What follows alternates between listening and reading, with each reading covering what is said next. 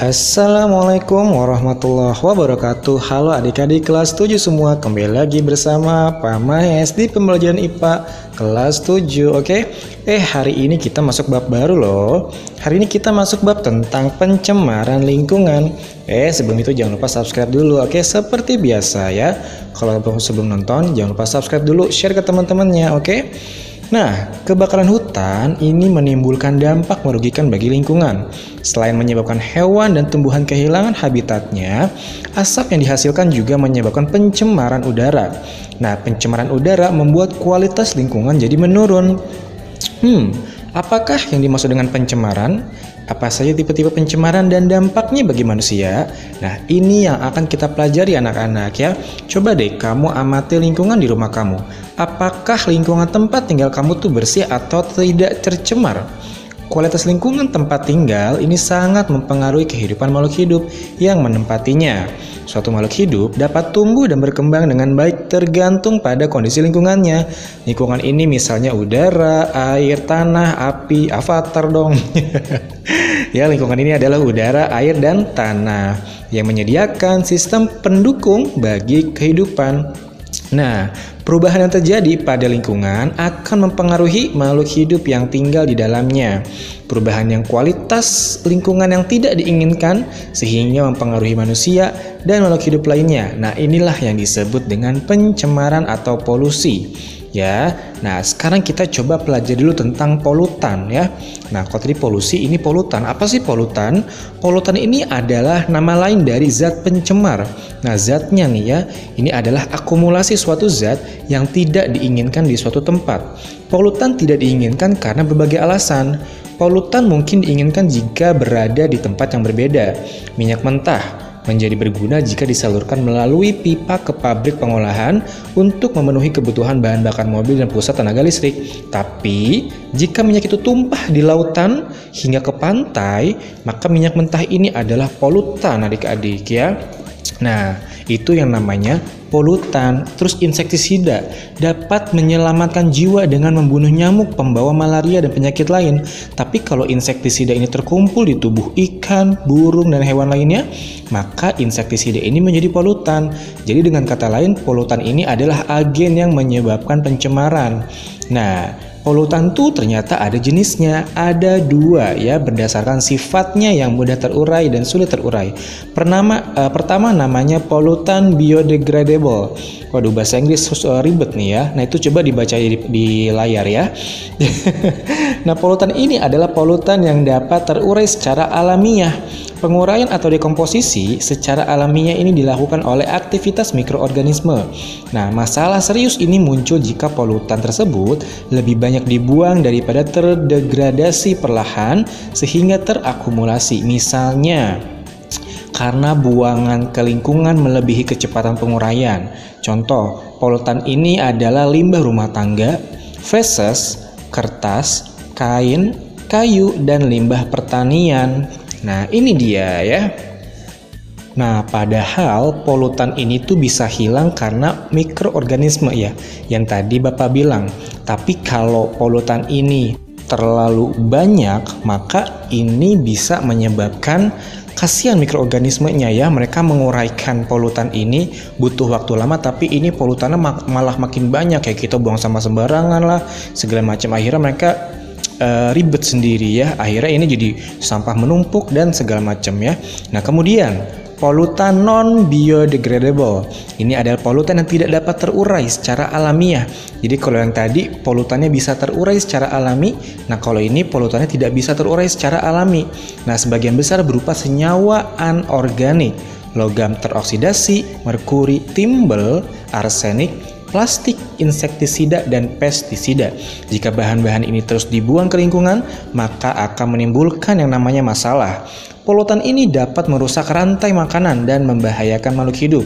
Contoh tadi, insektisida yang diserap makhluk hidup perairan akan terkumpul di dalam ikan yang memakannya. Dan lebih jauh lagi, dapat terakumulasi pada burung yang memakan ikan tersebut. Nah, insektisida ini menyebabkan beberapa masalah pada makhluk hidup. Misalnya, pada burung ini bisa menyebabkan kegagalan pembentukan cangkang telur. Akibatnya telur dapat pecah sebelum menetas. Kasian kan? Nah, kalau tadi itu kan jenis-jenis polutan berdasarkan sifatnya ya. Kalau sekarang jenis-jenis polutan berdasarkan wujudnya. Ini juga sama, terbagi menjadi dua. Nah, yang pertama adalah polutan gas. Polutan ini yang pastinya berbentuk gas dong. Nah, dia berbentuk gas pada suhu normal dan tekanan normal. Inilah yang dinamakan dengan polutan gas. Contohnya, karbon dioksida, karbon monoksida, sulfur dioksida, dan oksida nitrogen. Kemudian, polutan partikulat atau partikel. Polutan ini berbentuk partikel di alam. Nah, biasanya dinamakan dengan polutan partikulat. Contohnya misalnya debu, pasir, dan asap tembakau. Bahan partikel tetap berada di atmosfer untuk beberapa detik sampai berbulan-bulan, sehingga disebut dengan suspensi bahan partikel ya. Jadi jika berada di udara, maka suspensi ini dikenal juga sebagai aerosol. Nah, itu kita sudah belajar tentang polutan ya. Sekarang kita coba belajar tentang jenis-jenis pencemaran. Berdasarkan komponen yang tercemar atau jenis polutannya, ternyata pencemaran dapat kita kelompokkan menjadi 3. Ada pencemaran udara, pencemaran air, dan pencemaran tanah. Nah, pertama kita coba bahas pencemaran udara ya. Pencemaran udara ini adalah pencemaran yang terjadi akibat asap, debu, dan gas berbahaya, seperti emisi asap dan gas dari knalpot mobil, cerobong industri, dan pembangkit listrik, serta pembakaran bahan bakar fosil. Nah, hal-hal yang mengotori udara inilah disebut dengan polutan udara. Contoh, asap knalpot mobil mengandung karbon monoksida, nitrogen oksida, dan gas lainnya. Pembakaran bahan bakar fosil juga melepaskan karbon dioksida ke udara. Nah, akumulasi karbon dioksida yang berlebihan akan menangkap panas dalam jumlah besar dan meningkatkan suhu bumi. Inilah yang disebut dengan efek rumah kaca. Nah, pembakaran bahan bakar fosil juga melepaskan sulfur dioksida di udara. Dengan adanya embun atau hujan, sulfur dioksida teroksidasi menjadi asam sulfur. Nah, asam nitrit juga terbentuk dari nitrogen dioksida yang dilepaskan dari asap knalpot mobil dengan bantuan embun. Asam ini jatuh ke bumi bersamaan dengan air hujan. Inilah yang disebut dengan hujan asam, adik-adik. Hujan asam mencemari tanah dan air, menyebabkan makhluk hidup perairan mati, serta merusak bangunan.